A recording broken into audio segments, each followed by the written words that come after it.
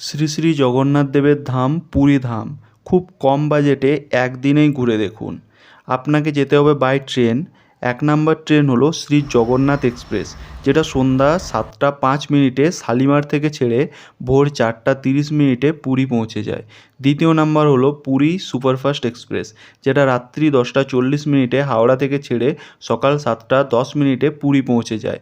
এই দুটি ট্রেন সাঁতরাগাছি এবং খড়গপুর স্টেশন হয়ে পেরিয়ে আসে, তো আপনি সাঁতরাগাছি এবং খড়গপুর স্টেশনেও এই ট্রেনগুলোতে চাপতে পারেন। এরপর ট্রেনে আপনি পুরী পৌঁছে যাওয়ার পর আপনাকে হোটেল বুকিং করতে হবে না, কারণ একদিনের ট্যুর, আপনি একদিনেই জায়গাটা ঘুরে দেখবেন।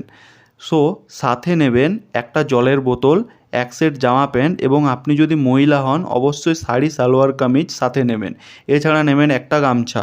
অবশ্যই মনে রাখবেন পুরীর শ্রী শ্রী জগন্নাথ মন্দিরে ঢুকতে চাইলে অবশ্যই ফর্মাল ড্রেস পরবেন। জিন্স টি শার্ট টপ ইত্যাদি পরলে মন্দিরে ঢুকতে পারবেন না।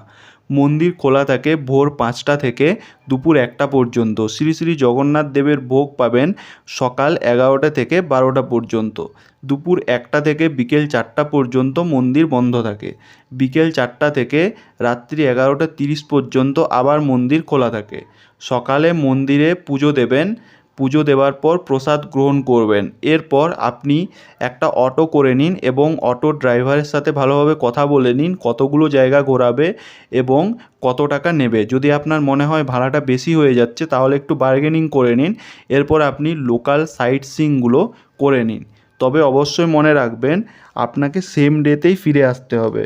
সো সন্ধ্যাবেলায় আপনি স্টেশনে পৌঁছে যাবেন এবং স্টেশন থেকে ঘুরে আসার জন্যও দুটো ট্রেন আছে। প্রথম নাম্বারে হলো হাওড়া সুপারফাস্ট এক্সপ্রেস, যেটা রাত্রি 8টা 15 মিনিটে পুরীর থেকে ছেড়ে ভোর 4টা 45 মিনিটে হাওড়া পৌঁছে যায়। এবং দ্বিতীয় নাম্বারে হলো শ্রী জগন্নাথ এক্সপ্রেস, যেটা রাত্রি 10টা 40 মিনিটে পুরী থেকে ছেড়ে 8টায় হাওড়া পৌঁছে যায়। এছাড়াও আরও ট্রেন আছে যেগুলো ডেইলি চলে না, সেগুলো জানতে হলে হোয়ার ইজ মাই ট্রেন অ্যাপটি দেখুন।